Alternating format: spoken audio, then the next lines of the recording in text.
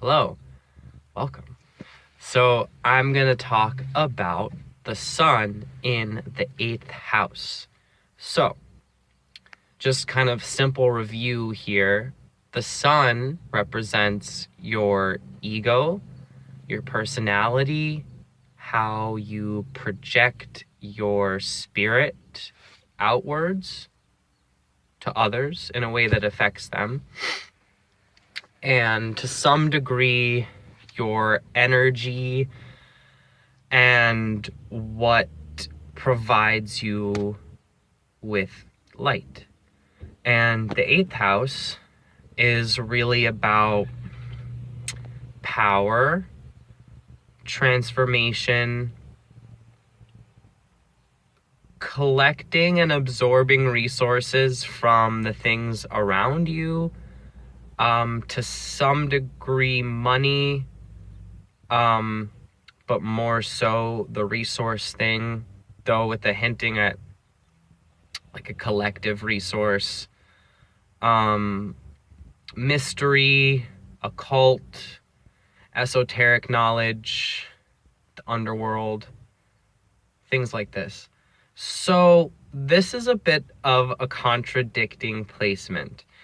It is a house that is normally ruled by Scorpio and Pluto energies, and you're putting the sun here. So this person, it balances itself out a little bit. It's not so much that it cancels. It finds an even ground, but it also kind of mutes the extremes of both. That being said, this person will be a little bit dark in a sense, but because it's the sun, they're always kind of combating against it. It's someone that has like a dark sense of humor where you're being really real and really serious, but you find a way to laugh about it to kind of put some positivity into the situation. This person's going to find a lot of power from understanding their identity, and they're going to be able to transform and shift their personality at different points in your life. Usually it's pretty crucial moments, but if it's always in the 8th house, like this is going to happen your whole life. Whereas some people, like if your sun was in Taurus in the 2nd house or something like that, you would have a really consistent personality that you've just always had your whole life. If you have your sun in the 8th house, your personality is going to shift and adapt over time. It's definitely not going to be the same, and there are going to be situations in your life where it's really tested and you're like, well, damn, maybe I shouldn't be like that anymore, or maybe me acting like that's not going to help. Like, it sounds funny because you think that a personality is something that you can't help, and that's not really what I'm saying. Like, yeah, obviously you just kind of have a personality. You're not always choosing it necessarily. It just kind of naturally will happen for this person, where maybe someone treats you a certain way, or you realize something about the world or yourself, and you just change. Like, who you are changes fundamentally, but always for the better. Like, you aren't going to transform and be in a worse situation. If you are at one of these crux points, you're going to be like, all right, this is what I got to do to be better. This is what I need to do to be happy. And you'll just naturally change for the better. You are able to convince people to support you and help you out based off of your personality also. So these people would really be successful in fundraising. You know, they could be like, hey, this is me, this is my story, this is why I think I'm worth a shot, like this is why I could use your help, I could use it for such and such. People are really gonna be behind you. So you're someone that could have a lot of supporters, a lot of followers, a lot of investors if you are able to let yourself shine.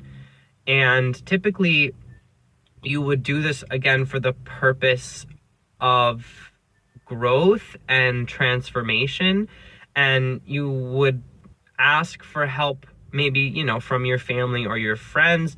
Be like, look, I really need these resources so that I can do X, Y, and Z, so that my life can go in the direction that it needs to. And this is fine. I know we live in a society where sometimes it's looked down upon to ask for help, but it's an entire placement. It's an entire house of a theme where other people support you. Like, that's just a part of humanity. Like, when you work, your boss pays you, your coworkers help you do the job, your clients are receiving a service. Like, it all works because it's part of our societal experience. So when your sun sign is here, you really identify with this aspect of humanity. You believe that resources are shared. Like, just as much as you might have times in your life where you ask for stuff, you're going to be that person for other people. Like, if everyone goes out and someone doesn't have enough money to pay for dinner, then you'll pay for it. Or if you like all buy ingredients for food and make it together, or you all contribute to rent, or you all work together to buy a nice TV for your apartment, like, you're gonna think that stuff is exciting, and you'll probably be involved in that, and you'll be the person that people go to when they're like, hey, can we all chip in together and do this thing that we can all enjoy? Because the 8th house is about shared resources. So you don't really think of, like, I mean, again, it's funny because the sun is about ego, but when it's here, you are a much more tempered out person. Like, yes, it's about power and control too, which is balanced out by the positive light aspect of the sun. So you're gonna be someone that shares, and you're gonna be able to exist in a space with other people without saying, like, hey, that's mine, you can't touch that. Whereas normally that can be very much Scorpio energy of, like, these are my possessions, those are your possessions, these are our shared possessions. Sun in the 8th house is just going to be like, these are all resources. Like, I just kind of float in and out of it. You guys float in and out of it. My identity is here. But it's not overwhelmed, because the sun kind of overpowers this house a little bit. Whenever the sun is placed in a position where it faces perhaps darker themes of the human consciousness, it wins, and because it shines light on wherever it is. So what I think is not really talked about a lot is that the sun is a very healing energy, and wherever the sun is in your birth chart is an aspect of your experience that you're trying to heal. So when you get older, you might be a kind of person who donates a lot of money, or fosters children or animals, or does woofing and allows people to work and have a place to live. Like, as you get older with this placement, you're going to be a huge provider, and you're going to have lots of people in your life that really love that kind of thing. You'll be really interested in other people's GoFundMes or small businesses, and try to support local businesses as much as possible. Try to support your friends and companies that you really believe in. Like, you'll recognize that this is an important part of being alive, is that we're all trying to support each other. And you can do this in such a positive way, and it's really beautiful. You can be super outgoing about it and get people excited and happy to help each other and be a community. So this is a super cool placement.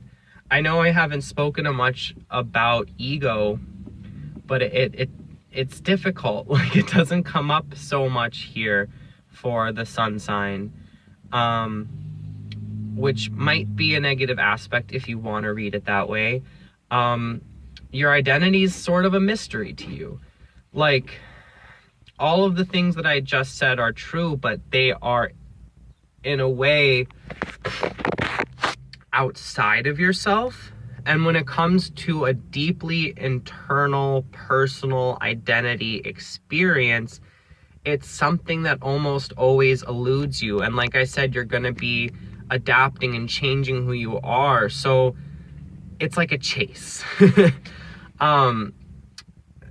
Part of this Pluto Scorpio 8th house energy is the concept that mystery incites curiosity, which incites a passion to be alive, to figure out, why are we here? What are we doing? Who am I? So this is really exemplified by having the sun in the 8th and transforming your sense of self. It's going to be a mystery. If someone asks a sun in 8th house person, like, who are you? What are you about? They're not really going to know how to answer you. They're going to be really thrown off, and they're probably going to laugh about it and probably going to change the subject, because it's not really something that they can ever understand. And that's partly frustrating, but partly really freeing, because they don't really have to worry about it. They're like, well, who I am doesn't really matter. It's not really something I'm ever going to fully get. So I'm just am who I am, you know? Yeah. I think this is a really good placement. I don't know if I have much more to say. This video was a request too, which is super awesome. If you want me to talk about signs in a house, planets in a sign, planets in a house, planets in a sign in a house, any of those combinations. I mean, I do birth charts as part of my income and profession, so I love thinking about this kind of stuff and talking about it. I could do it for hours. Just throw something complicated at me. I could do aspects as well, really specific stuff. I'm starting to get people to watch these, which is really cool, and it's really about what anyone else wants. When I've posted videos without requests, it's typically signs that are pretty close to me in my life that I want to talk about, so I'll still do random stuff. But anyways, now I'm rambling, but if you would like me to talk about something, feel free to leave it in the comments. If you are interested in any kind of birth chart readings or further astrology information, I'm always open to talking about that kind of stuff. I find it super interesting. My email is oceankemble@gmail.com. Just shoot me a message. I'll probably respond. I'm not always the best about it, but I definitely pay attention. So yeah, I hope this is providing enlightenment or entertainment or insight to people. Just kind of following the creative process here. So have a nice day.